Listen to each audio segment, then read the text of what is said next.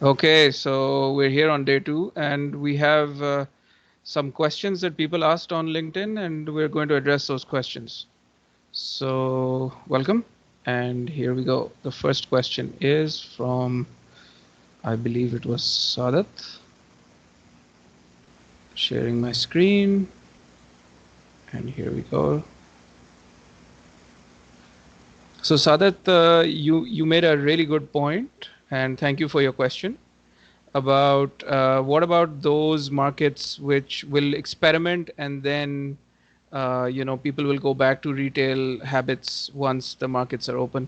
And I think knowing Sadat's background, he's talking about the mobile market in particular, which is a very peculiar marketplace in Karachi, where handsets are bought and sold.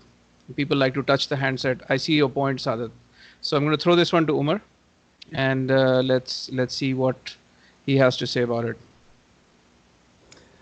Uh, Hey guys, Sadat, great question. I think that any anyone's experience will actually drive where they end up. So the opportunity that lies for online and e-commerce players, for example, in Pakistan today, is that they can actually cause a behavior change by delivering a very strong experience. And if they fail, or if there are hiccups in the delivery system, or in payments, or in the last mile or customer service, people will wait to go back to the old system, and it would be a massive setback. So I would really strongly encourage people to put that experience first and fix the UI UX and make sure that the customer experience is amazing. Salman, what do you think? Yeah, and people have been buying and selling mobile phones online in Pakistan for a very long time, and it happens, in the rest of the world, since you're usually tied to your operator. So uh, the assumption is that the operator knows what handset they're selling, right? So there's a certain quality check that's been done at that end. I see the point that Sadat is making. A lot of it is because the products are gray channel, and they don't want to go online to expose their gray channel. But I believe that Pakistan's gray channel is now sorted, right? Am I right in that assumption? Yeah, yeah, it's pretty much closed, and you try using a gray channel phone, and within a couple of days, it'll get blocked, and you have to go and regularize it. And it's not a straightforward process. So, that system is done. Right. And if that's the case, then there's no reason why people can't buy new handsets online. So I hope that answers your question, Sadat. We both feel Well, that I think it's yeah. Sorry, go ahead. there's also a fear that you might buy counterfeit or refurbished phones online being passed off as authentic phones, unopened Hmm. phones. And that's where the credibility of the brand selling them. Here, I'll give a shout out here to Telemart. Hamza and company have done a really good job of reassuring customers, giving them guarantees. And they have an interesting model where you can actually go to a store, check out the phone, and then buy it online. They actually encourage you to do that. So it's an interesting hybrid model. Absolutely. So, good question, and we'll move on to our next question, which has come from, I believe, Osama. Just doing a screen share here, and here is the question. Okay, so thank you, Yeah. Osama. So You this was a question directly from Osama to Salman, and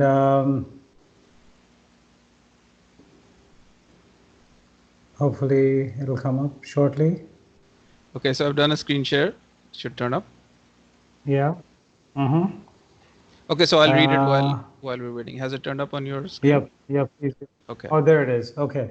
So, Salman Abdin, if you could please talk about the post-colonial era in the context of control and exploitation. A significant portion of SMEs might not be able to sustain, and on the other hand, cashless transactions might spike.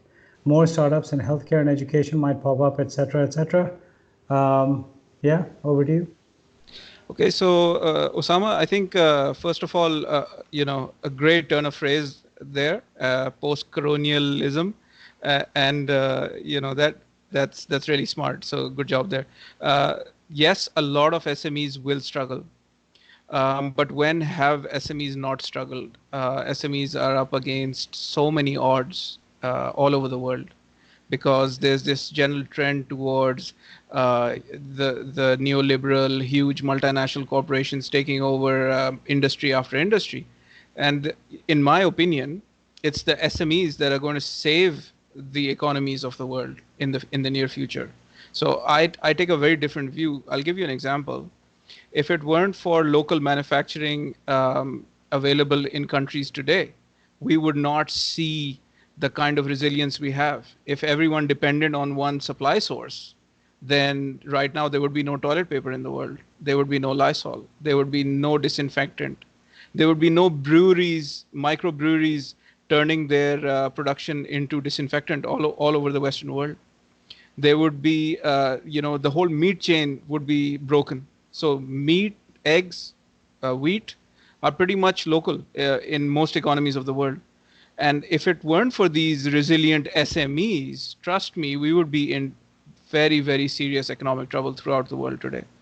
So the slack and Yeah, resilience that we especially have is because of the SMEs. It's yeah, there. especially if the single source of supply is also the single source of the coronavirus. Exactly, right? And a lot of other things as well. It's not just China in that way. In terms of Canada, a lot of our supply chains are connected to the US. But luckily, our food supply chains in Canada are pretty independent of the US, and we have resilience because a lot of small farmers actually have farms that have meat production and wheat and bread and all of those basic staples of life are available. And same in Pakistan as well. It's largely speaking, the the local products do feed Pakistan. So think about that. That is an SME solution.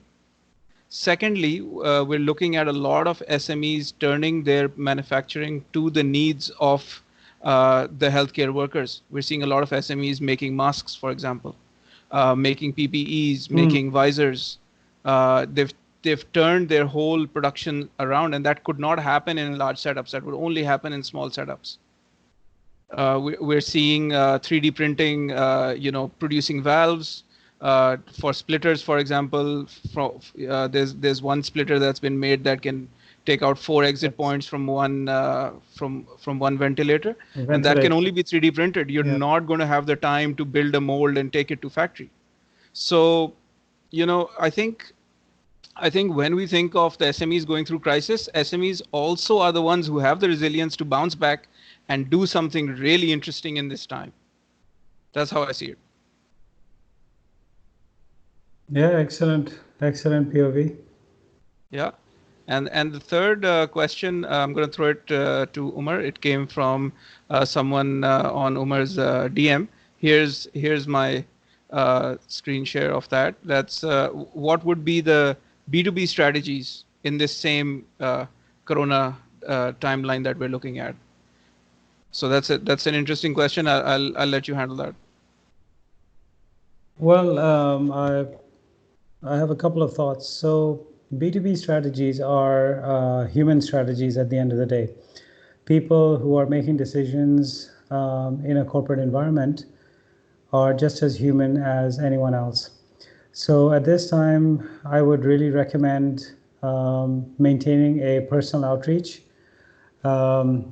Just letting people know that you're thinking about them, that you're there to help, that you'd like to, support them in any way possible. And just, don't try and sell them stuff at this point. Let them come back to you, because the last thing you want when you're under pressure, especially if you're an admin manager or an HR manager in today's environment, the last thing you want is someone coming in and trying to sell you shit. You don't need that. What you need is an ecosystem of vendor partners that are supportive, that understand that maybe you're having cash flow problems. If you have the ability, give them support in terms of liquidity, give them support in terms of extended credit.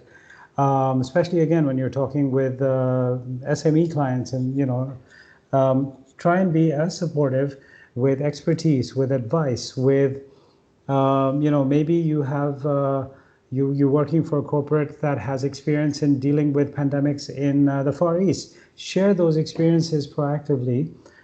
Step forward and help people rather than trying to cash in on the crisis today. Oh, you want toilet paper? I got toilet paper, but I'm going to charge you 40% extra.